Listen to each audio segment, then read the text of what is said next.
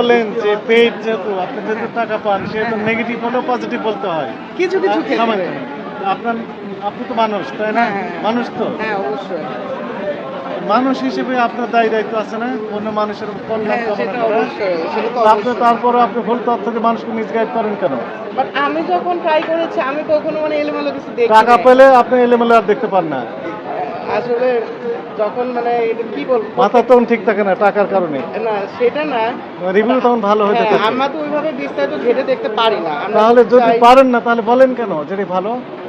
খাবারের টেস্ট যদি ভালো পাই, বাট বিস্তারিত আসলে ঘাটাঘাটি তো করা হয় না। এখন তো বুঝতে পেরেছেন ভুল হয়েছে। হ্যাঁ হ্যাঁ এটা অবশ্যই ওদের এটা যে এখন তাহলে আপনি যখন এই পজিটিভ রিভিউ দিবেন তখন বিস্তারিত জেনে শুনে তারপরে হ্যাঁ দিবেন, এক্স্যাক্টলি এর আগে দিবেন না। হ্যাঁ প্রত্যেকটা ফুড ব্লগারই সেটা উচিত, বাট আমাদের মানে জেনারেশনটা এখন কি হয়ে গেছে, ফুড ব্লগারদের যেখানে টাকা পায় সেখানে ভালো রিভিউ। এখানে তো সমস্যা হ্যাঁ, আছে, এটাই নৈতিক সমস্যা। অবক্ষয় হয়ে ঘটেছে না?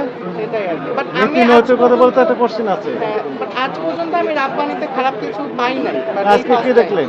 আমরা আজকে first time দেখলাম আজকে। আজকে আপনিও first ফুড time। ব্লগার? না না না না না না আমি দেখলাম আর কি, আমি রাব্বানিতে খাওয়া দাওয়া করি। ওর আপনাদের খাওয়া দাওয়া করে আর কি। আমি আজকে মেনলি আসছিলাম পাশের উনি restaurant। আপনার সাথে আসছেন মনে হয়। হ্যাঁ হ্যাঁ আমার বোন। একই গ্রুপের ইনারা আছেন, টাকা পেলেই ভালো টাকা না পেলে নাই। But suddenly এগুলো আমি করবেন এখানে না। shoot করতে আসি। শুধু একটা প্রশ্ন রাখতে চাই, সেটা হলো যে মনে করেন আপনার এই রিভিউ দেখে 10 জন মানুষ খাইতে আসলো, 5 জন মানুষের শারীরিক অসুস্থতা হলো, আপনি যে পেইড ভাবে যেভাবে প্রমোশন করেন সেটা কি তার ক্ষতিপূরণ দিতে পারবেন? তা সেটা তো কখনোই সম্ভব না, এটা অবশ্যই, এটা আসলে ভুল হয়েছে, এটা ঠিক। আসলে আমরা তো ঘাটাঘাটি করে দেখি না, সত্যি কথা বলতে গেলে। মানে পেজ যখন পাই আসি রিভিউ করি, ভালোটা ভালো বলি, খারাপটা হলে কিছুটা খারাপ বলে ট্রাই করি। কি বলেন তো, কি শিখলেন? হ্যাঁ হ্যাঁ কি শিখলেন আজকে অভিযান থেকে? না অবশ্যই আমাদের আগে টাকা না, আগে মানুষের স্বাস্থ্যের দিকটা নজর দেওয়া উচিত, যে কোন জিনিসটা মানুষের শরীরকে ক্ষতি করছে, যেটা মানুষের ক্ষতি করছে সেটা অবশ্যই আমাদের করা উচিত না।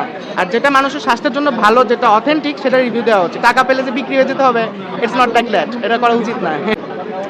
ফুড আপে আমার সমস্যা না, আপনার মানে ব্লগারদের তাদের উদ্দেশ্যে না, প্রত্যেকটা ফুড ব্লগারের মানে হিসেবে আমি বলবো যে এখন বড় থেকে ছোট যে কজন ফুড ব্লগারই আছে, পেমেন্ট পেলেই তারা কি মানে রিভিউ দিয়ে দেয় যে খুব ভালো, ভালো না হলেও ভালো বলে রেস্টুরেন্ট কর্তৃপক্ষে।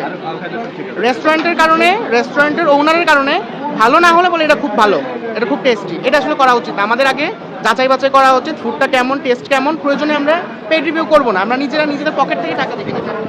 আপনি একটু এর সাথে যোগ করবেন যে আসলে যারা এইভাবে যারা প্রমোট করে না জেনে তাদের উদ্দেশ্যে একটু কিছু বলুন।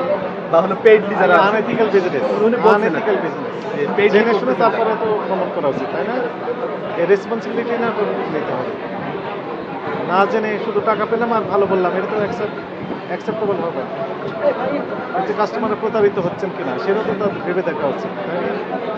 সেটা ওনারা করছেন। যদি উনি ফ্র্যাঙ্কলি স্বীকার করলেন যে টাকা যখন পান তখন দেখা যাচ্ছে এই কি বললেন উনি, নেগেটিভকে পজিটিভ বলে ফেলে। নেগেটিভ থাকলেও পজিটিভ বলতে হয়, কারণ টাকা পেয়েছে। এগুলো আর করবেন না। চলেন।